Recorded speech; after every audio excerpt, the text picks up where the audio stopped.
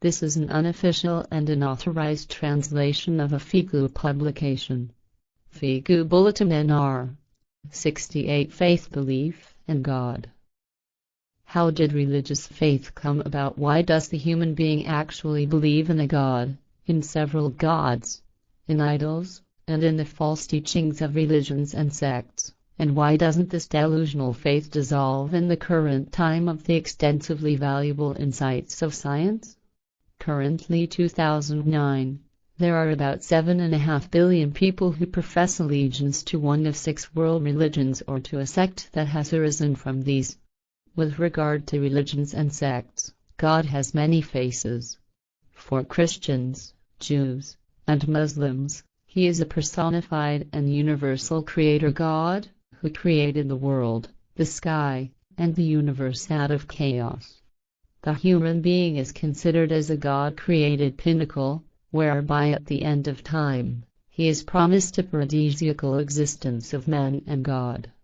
The religions of Asia, however, know no face of a God, respectively no person, but rather a divine principle, a universal soul that is all-hearing, all-seeing, and all-understanding, and that pervades the entire universe, thus a form that can be compared in some way up to the existence of the creation.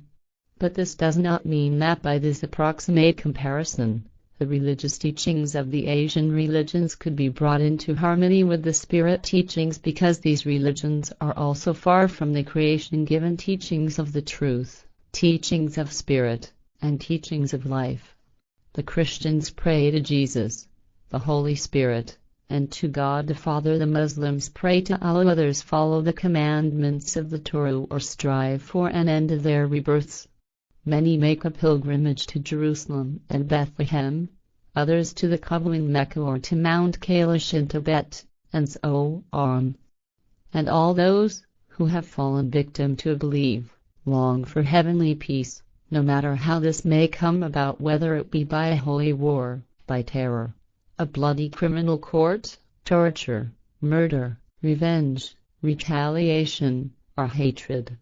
Nothing has changed with this, not even with the triumphal advance of science and realization that everything in all of existence is physically explainable, even all those things that are erroneously called supernatural and transcendental.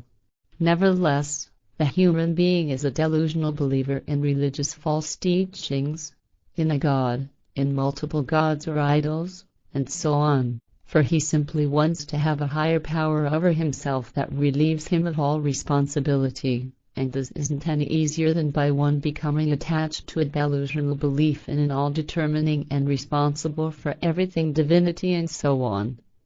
In this delusional belief, everything that cannot be rationally explained due to a knowing is presumed to be transcendental and supernatural, while those who can explain these things are dismissed as liars, swindlers, and charlatans.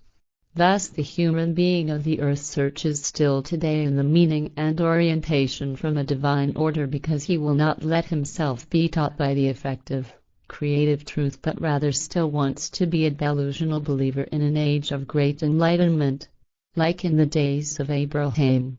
In the entire universe, there are no animals or creatures that have fallen victim to a religious or other faith belief, and so there are also none that pray to a creator God, to gods, to saints, to angels, or to an alleged creator God's son.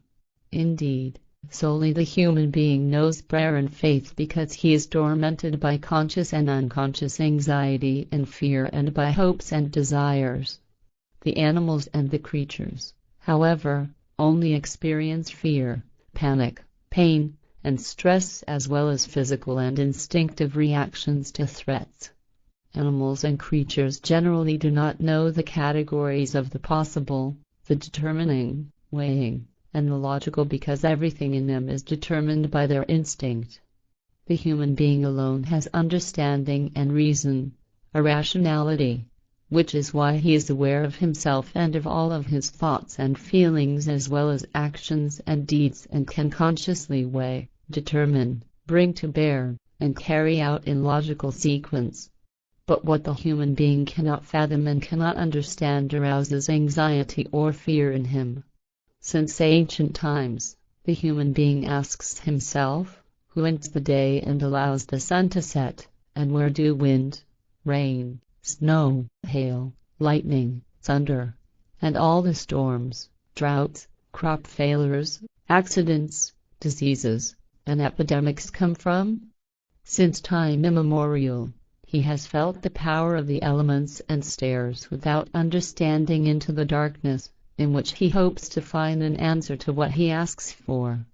And the fact is, if one stares into the darkness long enough, then various things will appear, hoped for illusions, visions, and all kinds of other things.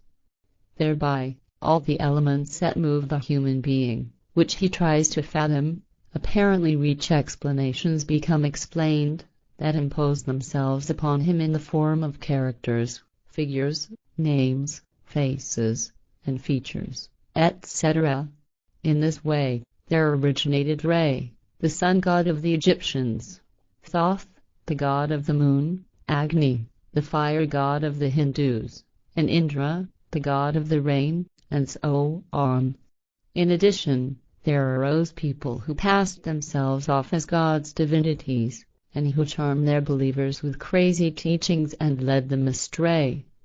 Thus, it happened gradually that the people of the world populated everything with gods and idols, the sky and the earth, the water and soil, the springs, brooks, rivers, streams, lakes and seas, as well as the forests, jungles, the mountains and deserts, the air, the wind, lightning and thunder, and everything conceivably possible. By these divinities and idols and by alleged spiritual beings, etc., the human being, since time immemorial, tried and tries to explain all of what exists, what happens, what is born, evolves, and disappears. Thus, God is, and the gods and idols are, the means to an end, to calm the fear-vexed and fear-tormented mind and, in complete unreasonableness, to find support and responsibility in even more unreasonable and more illogical religious false teachings. Divinities were already imagined and devised by humans of the earth very early on, and indeed, long before the Stone Age people carried out their rituals for their gods and idols and created cults, about which still little is known, unfortunately, because there is little evidence in this regard. But for this, many things of later times were handed down, such as in the Sumerian epic of Gilgamesh. In this early myth, which traces back to an age of almost 4,000 years, there is talk of the god Enlil, who called upon the winds and the flood, so that the cruel sea would devour everything, as this is described in many portrayals of the deluge. Thus, it is stated in the myth, and the earth roared like a bull. There, Enlil, the lord of the winds, sent the flood to drown the shouting and the noise. The fact that this myth has been taken over by Christianity should not be surprising for those who know that this religion stole much from the myths of other nations, such as also the history of Moses, who was suspended in the Nile. Also the Inuit, respectively Eskimos, raw meat eaters, are not excluded from the faith in divinities. Consequently, their magic priests plead to the goddess Arnaquagsok, in order to be able to kill seals and whales if they suffer hunger, and if they have not yet fallen hopelessly to Christianity. The goddess is supposed to live in a white palace at the bottom of the sea. According to the old customary delusional belief of the human being, a monotheistic God commands over life and death, like also numerous gods and idols are supposed to do that. Consequently, they should be appeased. As a result, sacrifices are brought to a god and to the gods and idols, such as flowers, fruits and vegetables, animals and creatures, money, all kinds of religious objects, and even humans. Since early times, the whole thing was connected with magic rituals, from which indigenous religions originated.